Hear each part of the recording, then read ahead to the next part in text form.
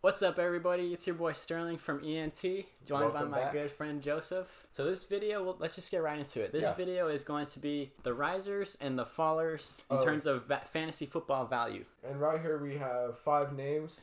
Yeah. Possibly a few more that we could think of. That we can brainstorm. We wrote down some really quick that we're about to get right into. So the first one is DK Metcalf and Tyler Lockett. It's kind of like a package of the two of them. I'd say so. Their value both kind of dipped a lot. This is a huge downgrade at quarterback for them. It's going to be really hard for them to be successful. Obviously, Drew Lock is not a pure passer. Yeah. They're still going to have success because they're talented players. But with Drew Lock, from going to Russell Wilson down to Drew Lock, they're going to take a hit. Definitely. The whole offense as a whole is going to take a hit. They're not going to be moving the ball like how they would be with Russell Wilson. And they were at some points inconsistent last year, even with Russell Wilson, yeah. So it's hard to be like, oh, yeah. And it's interesting because we saw last season, JuJu Smith was the quarterback for a stretch of games. He was. So we kind of saw a preview of kind of what it's going to be like this year. They had some good games, but there was a lot of inconsistency with both of them. That's the issue. And so I think that's probably what's going to happen again this season. A lot of inconsistency. Yeah, a lot of inconsistency. They're going to have games where DK Metcalf, he's a talented enough player. He can get an 80-yard touchdown game. Yeah. And he has a good day for fantasy. Yeah. And so Tyler Lockett, the same thing. And so I think they're still going to be good fantasy options, but they're not going to be like DK Metcalf's not going to be like an elite wide receiver. Yeah. You know, at this point, DK and Tyler Lockett are sort of on my downgrade watch.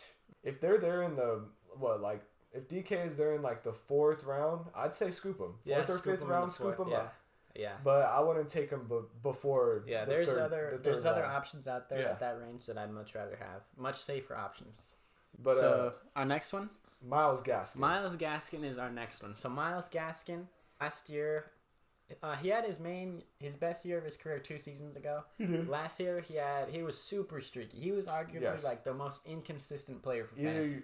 You'd be regretting starting him, or you'd be extremely happy starting him, and there was no in between. There was no way to tell at all. No.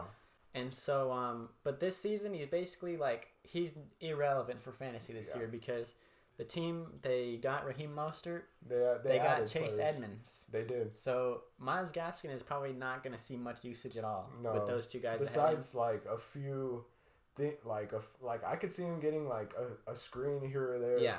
Or a quick run. He'll be worked in. He'll get some snaps, but nothing worth noting. Yeah, nothing worth noting. So yeah, Myles Gaskin is pretty much irrelevant for fantasy terms. Our next player is another Miami Dolphin, the tight end. Mike Gesicki. But he's on the other end of the spectrum, though. Would you say? Yeah, for sure. To me, Mike Gesicki got to jump. He's a riser because we've seen what Mike Gesicki can do. He's a very talented player. Already. Yeah, and so with Tyreek Hill and Jalen Waddle running around the field, Mike Gesicki, he's the easiest target for Tua to hit. Yeah, down the middle. He's the easiest target for him to hit. He's the safest option.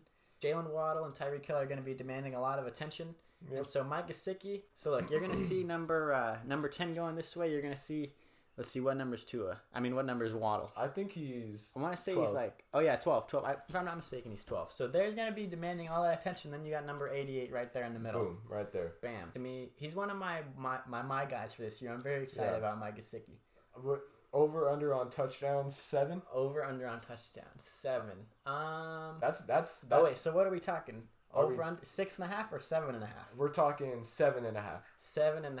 So you technically have to get 8 to hit the over. Yeah, technically you'd have to hit 8. Put him right at 7, bro. Yeah, 7 is. I feel like 7 is money. Yeah, if you get 7 touchdowns out of Mike Gesicki, oh my gosh, that's a good season. That's a real good season. I'd say he's going to be top 5 tight end this year. Yeah, top 5. I would put him right there. Then we have another player. This player moved teams this offseason. And this guy goes by the name of JuJu SmithSchuster. He's getting a raise he's getting a raise in value because he's going to be what looks like to be the number 1 receiver for the Chiefs, which is a huge role. It is. The number 1 receiver for the Chiefs has always had great fantasy numbers. And so JuJu sliding in right there, he's going to be targeted a lot. He is. They're going to be moving the ball as an offense. We already know that. So he's going to get some red touches, zone. Yeah. So JuJu SmithSchuster, I'm liking him this year. I'm not saying he's to me, he's probably a low-end wide receiver too. Yeah. Low-end wide receiver. I'd say mid-tier. Yeah, I'd say he's worth a scoop. I mean, you throw him into a scheme that's bound to succeed. Yeah. I mean, you would think he's set up for success. He is. He's set up for success. And with Patrick Mahomes at quarterback, basically anything is possible. Yeah, for sure. So I feel like Juju does gain value. Juju's going to be getting a lot of high value touches compared to last season's value. Yeah, with he was arguably the wide receiver 3 when he was playing. Yeah, he was. Yeah, so yeah. But for our next one, we have James Conner. James Conner. So I'm a big fan of James Conner this season. I'm a big fan because we've seen what he could do last season when he was the sole running back, the lead back. Especially in the red zone. Exactly, dude. Oh my gosh, he was a red zone animal, bro. Touchdown after touchdown. And now Chase Edmonds is not on the team anymore. Facts. So more targets and more handoffs to him. Mm-hmm. And that was the thing, is that Chase Edmonds would eat up a lot of the backfield targets. And passing downs. Yeah, exactly. And so now that he's gone, James Conner is going to get a bigger role. Definitely. Now I'm going to hit you with over-under on 9 touchdowns for James Conner. 9 touchdowns. I'm going to say he regresses just a little bit.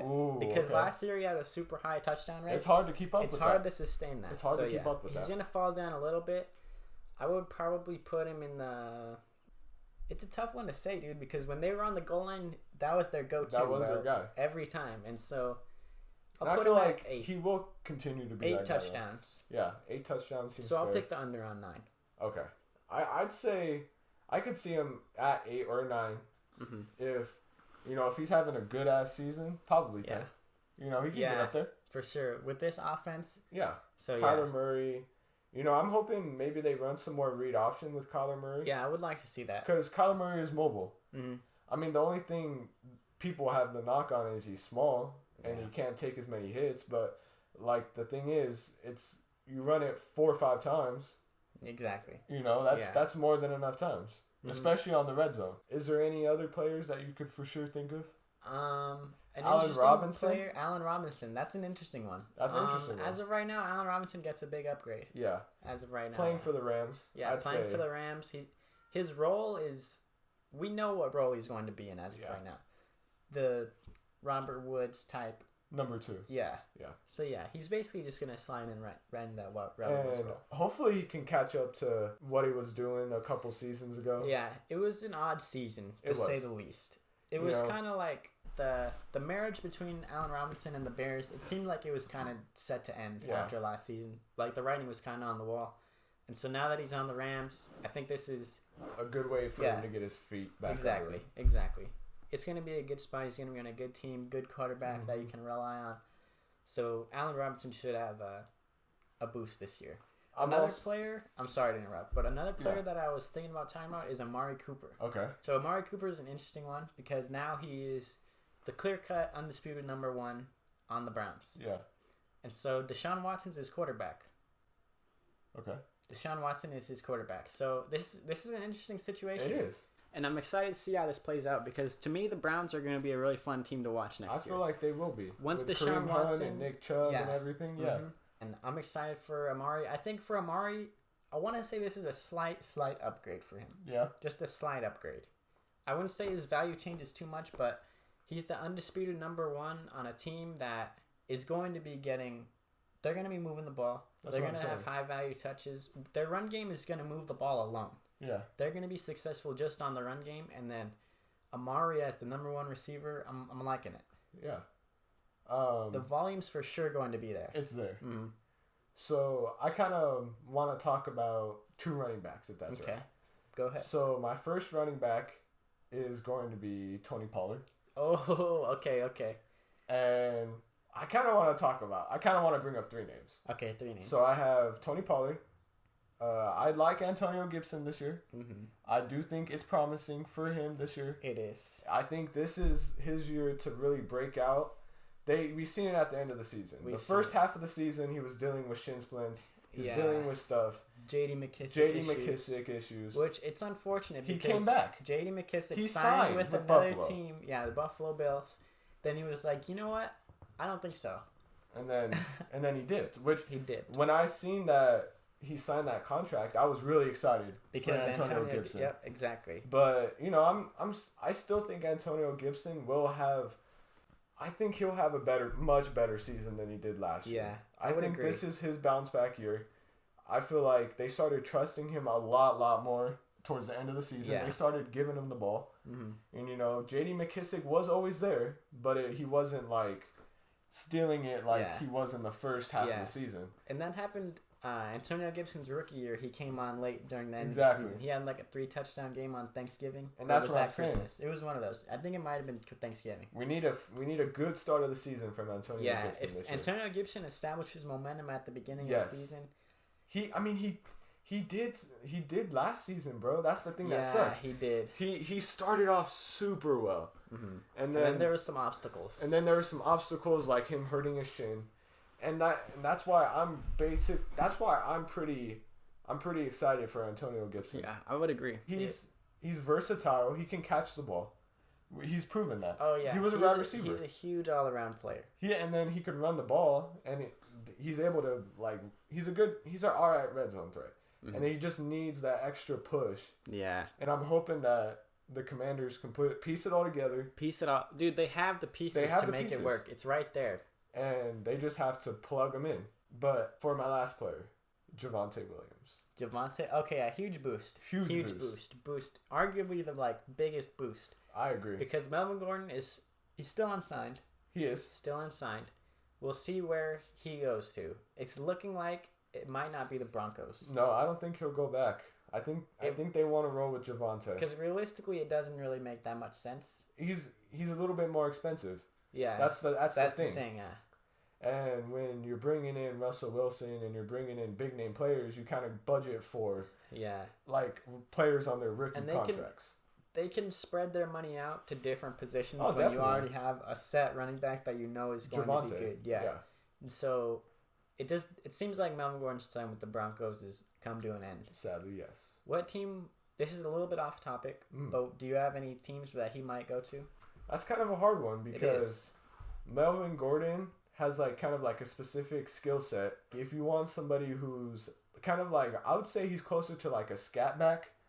He's fast. Mm-hmm. He doesn't really catch the ball much ever. Mm-hmm. And you basically hand it off and he gets like 5 or 6 yard breaks. Every once in a while he'll break one, yeah. And for a team like that, usually players will go to like not so good team, realistically speaking. Realistically. We've seen that where these bigger name running backs will go just maybe get a little bit more money, go to a team that might not be competing. I don't think Melvin Gordon will get paid what he wants to get paid from a top tier team. He's not going to. And so either he wants to take a pay cut and go to a good team, or he signs to a not so good team for some money. Yeah. It's kind of like, honestly, I'm having a tough time thinking of a good fit for him. Yeah, I really am. That's what I'm saying. That's what I was saying. I was like, maybe he throws a curveball and like just to get some money, he signs with like the Texans. Yeah, just the Texans like that. Or something like the Giants or the Jets or Jets. But I don't want him to take over Michael Carter's spot. That's the thing. So some of these teams have young running backs. Exactly. That's why I'm saying the Texans, because the Texans have just been a revolving door of running backs, bro. So Texans, I mean, yeah. But I think, so we don't make the video too long, I think that will be it for us today. Yeah, just super quick. Risers and fallers, thank you guys so much for watching this video. Go down below, like and subscribe, comment, all that good stuff. ENT Fantasy Football. That's pretty much it. We out. We're out of here. Thank you guys for watching.